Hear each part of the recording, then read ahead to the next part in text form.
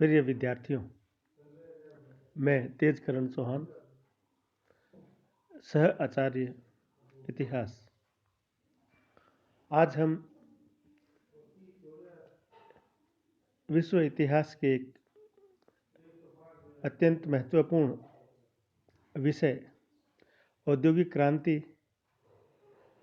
की प्रक्रिया, उसके स्वरूप और उसकी प्रगति के बारे में पढ़ेंगे।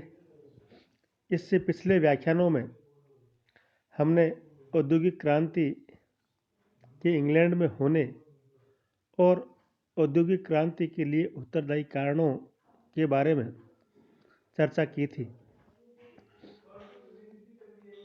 इंग्लैंड में औद्योगिक क्रांति का जो आरंभ हुआ, उसकी प्रक्रिया को जब हम देखते हैं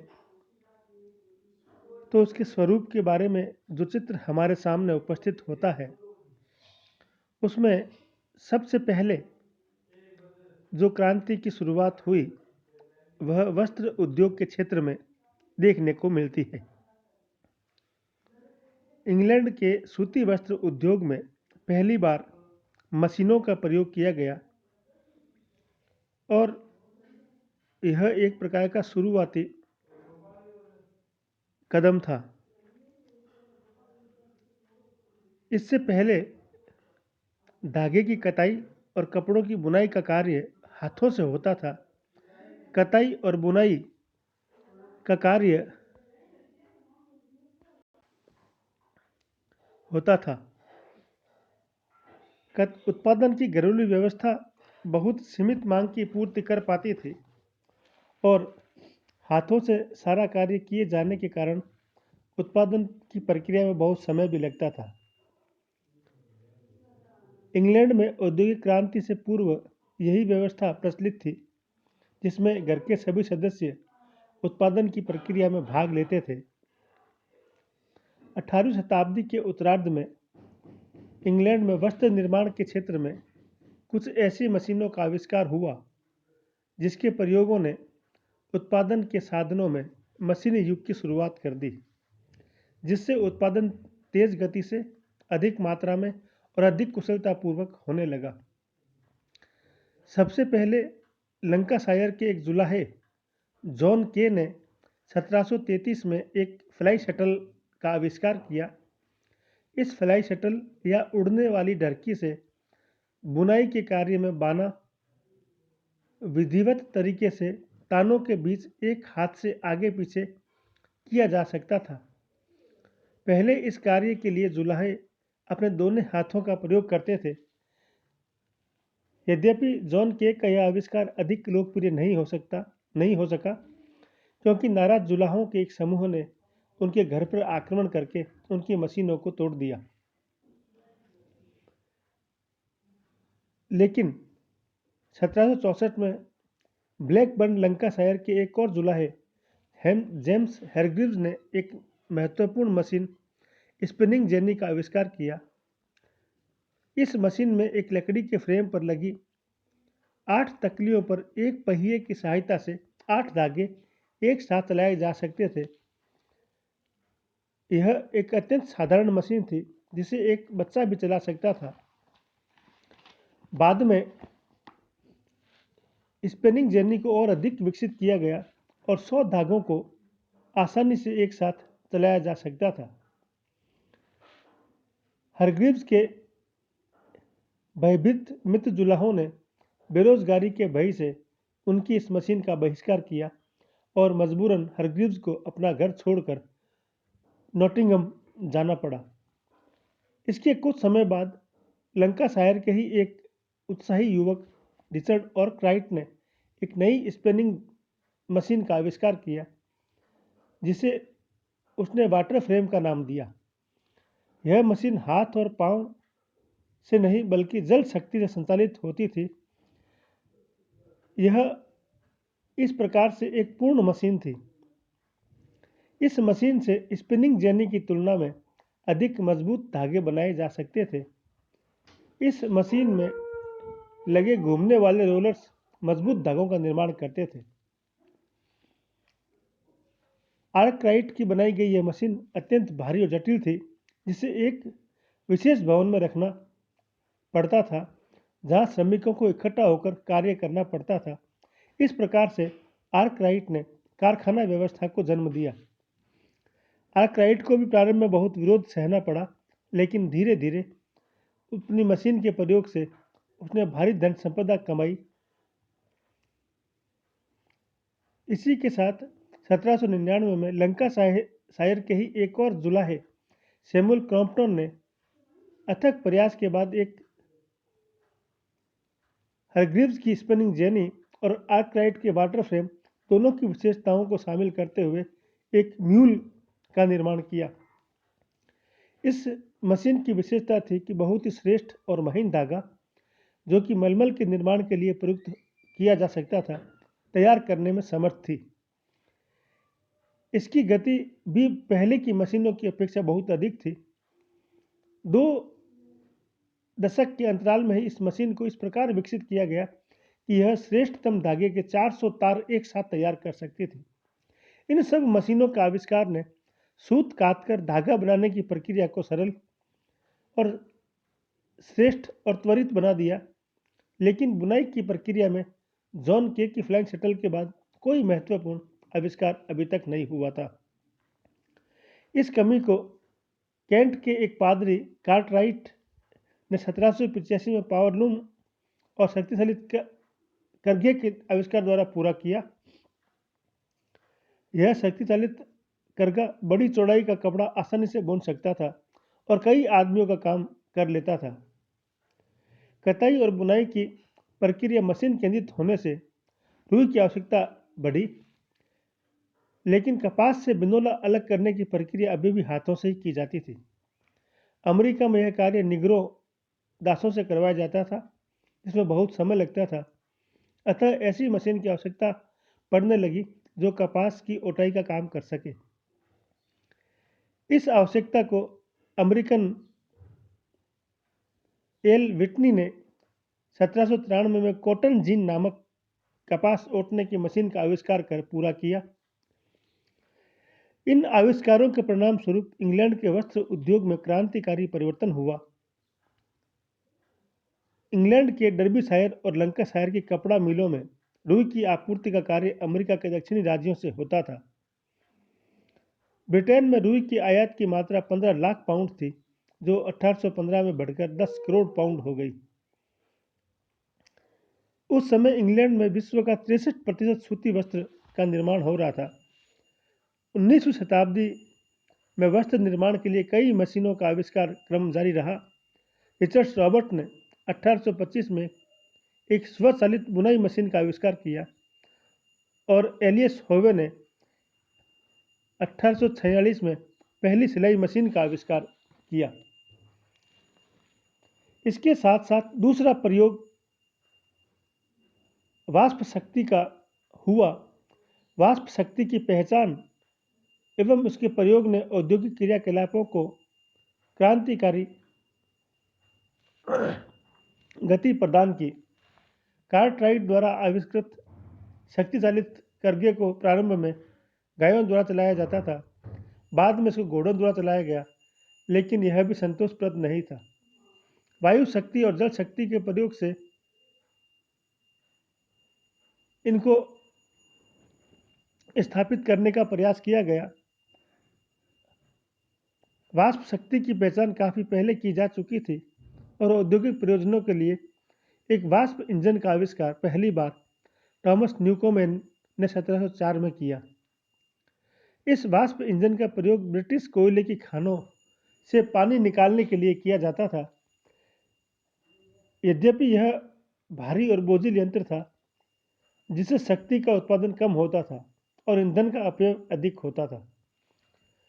1769 में स्कॉटलैंड के एक इंजीनियर जेम्स वॉट ने न्यूकोमेन के इंजन की कमियों को दूर करते हुए एक नए आविष्कार किया, जो अधिक उपयोगी और मितव्ययी सिद्ध हुआ।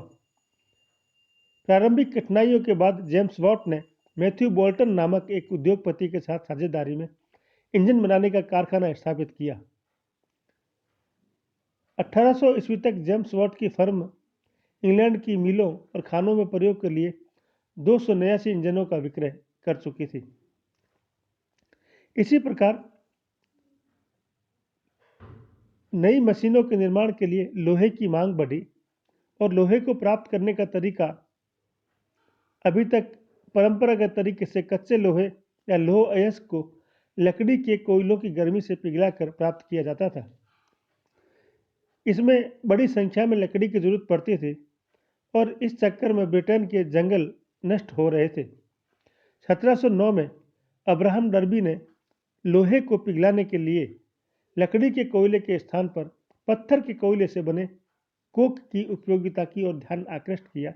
यह एक अत्यंत महत्वपूर्ण खोज थी। पत्थर का कोयला सस्ता भी था, आसानी से उपलब्ध भी था और यह अधिक तीव्र गति से ऊष्मा भी उत्पन्न करता था। कोक की ऊष्मा से तैयार किए गए ढलवा लोहे में कार्बन की मात्रा बहुत अधिक होती थी और यह पर्याप्त रूप से पिटवा या मेलेबल नहीं हो पाता था। उपयुक्त समस्याओं का समाधान 1784 में हेनरी कोट ने प्रस्तुत किया, जब उसने लोहे के शुद्धिकरण की एक नई तकनीक पडलिंग का आविष्कार किया। पडलिंग या संदोलन की पद्धति द्वारा ढलवा लोहे को भट्टी में अपेक्षाकृत कम तापक्रम में उस समय तक हिलाया डुलाया जाता था जब तक कि उसकी अशुद्धियाँ नष्ट नहीं हो जाती थी। बाद में स्टीम हैमर एवं रोलिंग मिल के आविष्कार से लोहे के शुद्धिकरण की प्रक्रिया को और परिष्कृत किया गया। इसी प्रकार 1856 में हेनरी बेसेमर ने लोहे के परिष्कार की एक नई तकनीक बेसेमर पद्धति का आविष्कार किया, जिसके आधार पर लोहे से स्टील या इस्पात के निर्माण का कार्य संभव हो सका, जिसके बाद इस्पात का बड़े पैमाने पर उत्पादन हुआ और मानवीय सभ्यता इस्पात युग में प्रवेश कर गई। यह औद्योगिक क्रांति का और एक महत्वपूर्ण चरण था। इसी प्रकार परिवहन एवं संचार के साधनों ने इस औद्योगिक क्रांति को और अधिक गति प्रदान की। बढ़ते हुए औद्योगिक उत्पादन, परिवहन की सुविधाओं में निरंतर सुधार, घोड़ों से चलने वाली गाड़ियां और पतवार से चलने वाली नौकाएं परिवहन के साधनों के रूप में अपर्याप्त लगने लगी थी। आवश्यकता थी द्रुत गति से चलने वाले यंत्रों के द्वारा सामान तेजी से ले जाना और सस्ते रूपों में ले जाने की। औद्योगिक क्रांति के फलस्वरूप परिवहन के साधनों में भी अत्यंत सुधार और परिवर्तन हुए। ब्रिटेन और अन्य देशों में परिवहन मार्गों को सुधारने की दिशा में सड़कों और नहरों के निर्माण की ओर ध्यान दिया गया। स्कॉटलैंड के एक इंजीनियर लूडो मकाडम ने मजबूत सड़कों के निर्माण का तरीका ईजाद किया। ऐसी सड़कों को उनके नाम से मकाडम सड़कें कहा जाने लगा। इन सड़कों का निर्माण करते समय सड़कों के निचले भाग में भारी पत्थरों की परतें रखी जाती। उसके बाद उनके ऊपर छोटे छोटे पत्थरों को जमा कर उन्हें मिट्टी के गारे से जोड़कर सतह बनाई जाती थी। बाद में मिट्टी के गारे के स्थान पर तारकोल का प्रयोग हुआ। यह सख्त सतह वाली मकाडम सड़कें बहुत अधिक टिकाऊ सिद्ध हुई। इनकी प्रसिद्धि इंग्लैंड में नहीं बल्कि कनाडा और संयुक्त राज्य अमेरिका में भी हुई। नई सड़कों पर पहियों वाली बगियां 14 मील प्रति घंटा की रफ्तार से चल सकती थी। इसी प्रकार 18वीं शताब्दी के अंत में इंग्लैंड, फ्रांस और संयुक्त राज्य अमेरिका में हजारों मील लंबे कृत्रिम जल मार्गों का निर्माण हुआ। इंग्लैंड में प्रथम आधुनिक नहर का निर्माण हुआ, जो बोर्सले में स्थित कोयले की खानों को मैनचेस्टर से जोड़ती थी। इसी प्रकार ब्रिटेन में लगभग 3000 मील की लंबाई तक की नहरों का निर्माण हुआ। फ्रांस में 19वीं शताब्दी के अंत तक 7500 मील की लंबाई की नहरों का विकास हुआ। अमेरिका के एक इंजीनियर रॉबर्ट फुल्टन ने 1807 में एक वाष्प चालित नौका का आविष्कार कर जल परिवहन के क्षेत्र में क्रांति उत्पन्न कर दी। रॉबर्ट फुल्टन ने अपनी वाष्प चालित नौका क्लेरमोंट में हडसन नदी में चलते हुए न्यूयॉर्क से अल्बानी तक 154 मील की यात्रा 5 मील प्रति घंटे की रफ्तार से तय की। इसके बाद सामुद्रिक मार्गों पर वाष्प चालित जहाज़ों का परिवहन आरंभ हुआ। 1838 में ग्रेट वेस्टर्न नामक स्टीमर ने अपने वाष्प चालित इंजन से 15 दिनों के अंतराल में ही अटलांटिक सागर को पार कर लिया। इससे पूर्व सामान्य जहाज़ों द्वारा इस कार्य को लगभग दोगुना समय लगता था। कालांतर में टरबाइन और डीजल इंजन के आविष्कारों ने जहाज़ों की गति में और अधिक वृद्धि कर दी। इसी प्रकार वाष्प चालित रेलवे इंजन का आविष्कार, लोहे की पटरियों के निर्माण ने स्थलीय परिवर्तन को और सुविधाजनक बना दिया। रेलवे परिवहन के विकास ने औद्योगिकरण की प्रक्रिया को एक क्रांतिकारी गति प्रदान की। रिचर्ड ट्रेविथिक ने 1801 में एक स्टीम लोकोमोटिव का निर्माण किया। 1808 में उसने नए सुधरे हुए इंजन का निर्माण किया जो 12 से 15 मील प्रति घंटे की रफ्तार से चलाया जा सकता था। लेकिन व्यावहारिक दृष्टि से सबसे अधिक उपयोगी रेलवे इंजन का निर्माण जॉर्ज स्टीफेंसन ने 1814 में माई लॉर्ड नामक स्टीम लोकोमोटिव बनाकर किया, जिसे किलिंगवर्थ कोयला खान के ट्रेम रोड पर चलाया गया। इसी प्रकार अनेक लोकोमोटिव इंजनों का लगातार निर्माण होता रहा, जो परिवहन की गति को निरंतर बढ़ाता रहा। इन प्रयोगों ने अमेरिका और विश्व के अनेक देशों में रेल मार्गों का जाल बिछा दिया। रेल परिवहन से औद्योगिक केंद्रों को कच्चे माल की आपूर्ति और इन केंद्रों से विश्व के विभिन्न भागों में उत्पादित वस्तुओं का प्रेषण अत्यंत सुविधाजनक और सस्ता हो गया। 19वीं शताब्दी के अंत में गैसोलीन और पेट्रोल इंजन के आविष्कार हुए, जिन्होंने सड़क परिवहन को भी अत्यंत उपयोगी और गतिशील बना दिया। परिवहन व्यवस्था के साथ साथ संचार व्यवस्था में सुधार हुआ। अभी तक संचार उपलब्ध परिवहन साधनों के माध्यम से होता था। 1840 में अमेरिका के सैमुअल एफ.बी. मॉर्स ने प्रथम टेलीग्राम या तार यंत्र का आविष्कार किया। इस तार यंत्र द्वारा पहला संदेश वॉशिंगटन से बाल्टीमोर भेजा गया। 1866 में अमेरिका और इंग्लैंड के मध्य अटलांटिक सागर के मध्य एक अंतरजलीय केबल डाली गई, जिसका नाम अटलांटिक केबल रखा गया, जिससे दोनों महाद्वीपों के मध्य संचार संबंध स्थापित हुए। 1876 में अमेरिका के ग्राहम बेल ने टेलीफोन का आविष्कार कर संचार व्यवस्था को और अधिक चुस्त बना दिया। इसी प्रकार 1901 में मार्कोनी ने बेतार के तार के आविष्कार ने संचार व्यवस्था को और अधिक क्रांतिकारी बना दिया। इन सबके साथ साथ सबसे महत्वपूर्ण क्षेत्र कृषि क्रांति का था। उद्योगों में नई मशीनों के प्रयोग और औद्योगिक क्रांति में वृद्धि की प्रक्रिया ने पिछली अनेक शताब्दियों से जड़वत यूरोप की कृषि व्यवस्था में रूपांतरण की प्रक्रिया को और गति प्रदान की और औद्योगिक क्रांति के समानांतर यूरोप में कृषि क्रांति भी संपन्न हुई।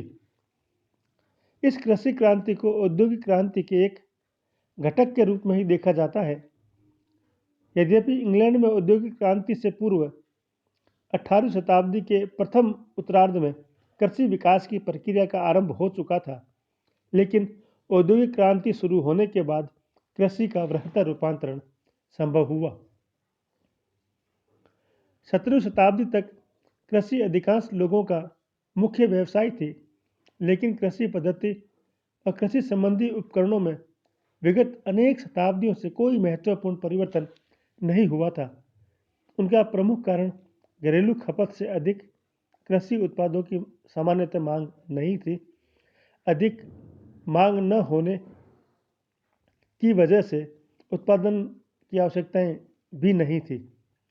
आवश्यकता नहीं थी, इसीलिए आविष्कार भी नहीं थे। औद्योगिक क्रांति ने कृषि क्रांति के विकास को प्रोत्साहित किया।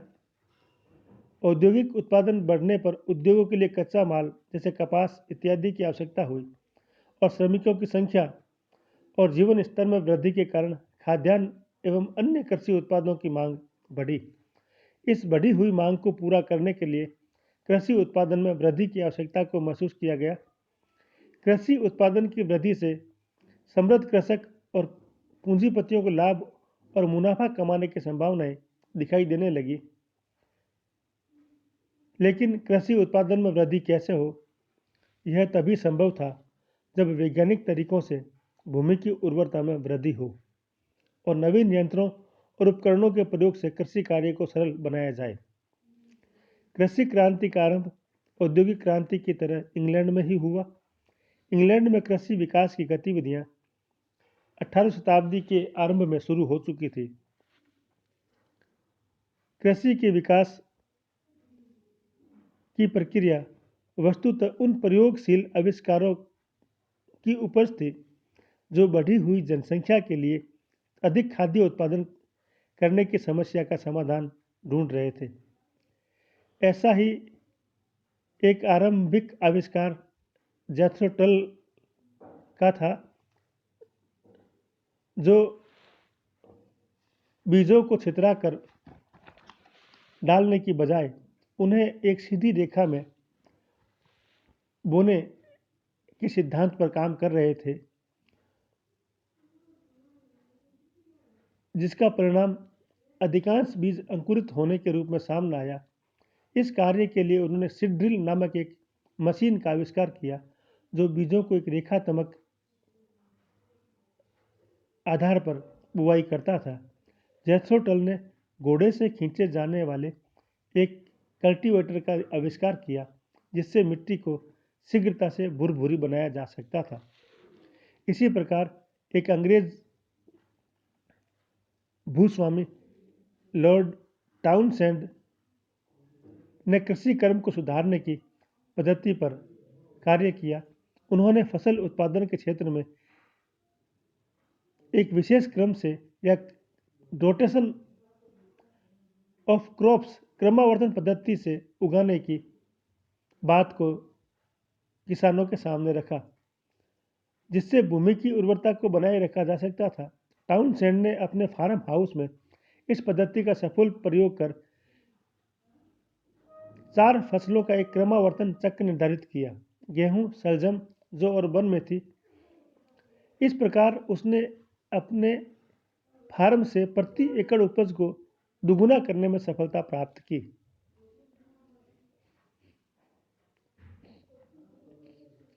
इसी प्रकार एक अन्य अंग्रेज रॉबर्ट बैकवेल ने 18वीं शताब्दी के मध्य में पशुओं के वैज्ञानिक प्रजनन की पद्धति को खोजा। पशु विशेष के सबलतम नर और सबलतम मादा के संयोग से उसने उनसे अधिक सशक्त वंशजों को उत्पन्न करने की पद्धति अपनाई। इस पद्धति से बैकवेल ने भेड़ की लिसेस्टर नस्ल को जन्म दिया, जो उसके समय एवं क्षेत्र की सामान्य भेड़ों से दुगुना ऊन का उत्पादन करने में सक्षम थी। इसी प्रकार वैज्ञानिक प्रजनन की पद्धति से अनेक पशुओं को अधिक सबल, स्थूल और उपयोगी बनाया।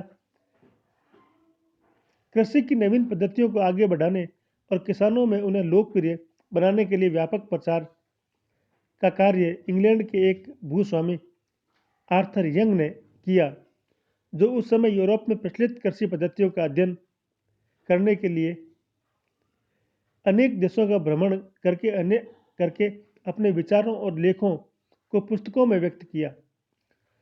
उसने नई खेती के प्रचार के लिए कृषि संबंधी एक पत्रिका का प्रकाशन भी आरंभ किया, जिसके प्रयासों से ब्रिटिश सरकार ने वैज्ञानिक कृषि पद्धति के प्रचार के लिए बोर्ड ऑफ एग्रीकल्चर की स्थापना भी की।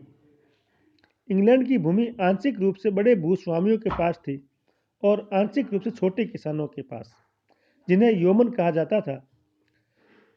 बड़े भूस्वामियों के पास विस्तृत फार्म या एस्टेट थे, जिसकी उन्होंने बाड़ाबंदी कर रखी थी। इन भूस्वामियों ने कृषि की नई पद्धतियों को अपनाकर उत्पादन वृद्धि में सफलता प्राप्त की। छोटे किसानों के पास छोटे छोटे बिखरे हुए खेत थे, जिनमें बाड़ाबंदी नहीं थी, जो असुरक्षित थे। इन खेतों की उपज बढ़ाने में छोटे किसानों को अनेक कठिनाइयाँ थी। इसके अतिरिक्त इंग्लैंड में बहुत सी भूमि ऐसी थी जिन पर सभी का अधिकार माना जाता था, जैसे चारागाह।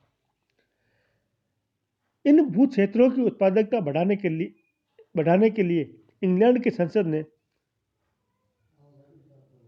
1700 से 1838 के मध्य लगभग 4000 बाड़ाबंदी अधिनियम पारित किए, जिसके आधार पर इंग्लैंड के छोटे छोटे किसानों से उनके भू क्षेत्रों को लेकर उन्हें बड़े बड़े भूस्वामियों को सौंप दिया गया। समान स्वामित्व वाली भूमि और बेकार पड़ी बहुत सी भूमि भी कुलीन सामंतों को सौंप दी गई, जिसका प्रयोजन था बड़े भूस्वामी इस प्रकार प्राप्त भूमि पर बड़ा कृषि फार्म बनाकर बाड़ाबंदी कर उसमें सुरक्षित खेती करने पर जोर दे सके। इस प्रकार बाड़ाबंदी अधिनियमों द्वारा उपयुक्त काल में इंग्लैंड की लगभग 70 लाख एकड़ भूमि बड़े भूस्वामियों को प्रदान कर दी गई। यद्यपि इससे कृषि उत्पादन में वृद्धि हुई, लेकिन इसके दुखद परिणाम भी हुए। बहुत सारे छोटे किसान भूस्वामित्व से वंचित हो गए और वे बेरोजगार होकर शहरों की ओर चले गए, जहां उन्हें मजबूरन कल कारखानों में श्रमिकों के रूप में कार्य करना पड़ा। इससे इंग्लैंड के उद्योगों को एक फायदा भी हुआ, क्योंकि उन्हें सहज और सस्ती श्रम शक्ति उपलब्ध हुई, लेकिन यह इन श्रमिकों के दुखद अनुभव की विवशता थी। इस समय तक खेतों में परंपरागत खादों का प्रयोग किया जाता था। 1840 में जर्मनी के दो रसायन शास्त्रियों जस्टिस वॉन लिविंग और फ्रेडरिक वोहलर ने भूमि में कुछ रासायनिक तत्व की खोज की जो भूमि के पौधों की खुराक का काम करते थे, जिनमें पोटास, नाइट्रोजन और फास्फोरस मुख्य थे। उन्होंने बताया कि यदि कृत्रिम तरीके से मिट्टी में मिला दिया जाए तो भूमि की उर्वरता में वृद्धि की जा सकती है और कम उर्वर भूमि को भी खेती योग्य बनाया जा सकता है।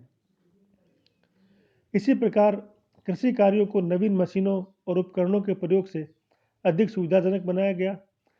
1701 में जेथरो टल ने सीड ड्रिल का आविष्कार किया। 1793 में विटनी ने कॉटन जीन का आविष्कार किया, जिसकी चर्चा हम पहले कर चुके हैं। इसी प्रकार एक और महत्वपूर्ण आविष्कार 1834 में एक अमेरिकन निवासी मैककॉर्मिक ने किया। यह आविष्कार था फसल काटने की मशीन रीपर का। इस मशीन में एप्पल बाई ने बटोरने वाले दोहरे बाइंडर जोड़कर इसे और अधिक कारगर बनाया। 19वीं शताब्दी के प्रथम भाग में कृषि कार्य के लिए अनेक नवीन उपकरणों और मशीनों का प्रयोग हुआ, जैसे मढ़ाई की मशीन, घोड़े से खींचे जाने वाला पांचा, तवेदार हेरो इत्यादि। इस प्रकार 19वीं शताब्दी में कृषि मशीनों के विकास में अमेरिका ने अग्रणी भूमिका निभाई। अमेरिका में भाड़े के मजदूरों की कमी अंशतः अमेरिकनों के फार्म मशीनरी बनाने में अगुवाई का कारण बने। इस प्रकार हम देखते हैं कि कृषि क्रांति लोहा और इस्पात उद्योग, सड़क और परिवहन के साधनों इत्यादि ने औद्योगिक क्रांति की आवश्यक पृष्ठभूमि तैयार की। औद्योगिक क्रांति के प्रभाव और परिणामों की चर्चा हम अगले व्याख्यान में करेंगे। जय हिंद, जय भारत।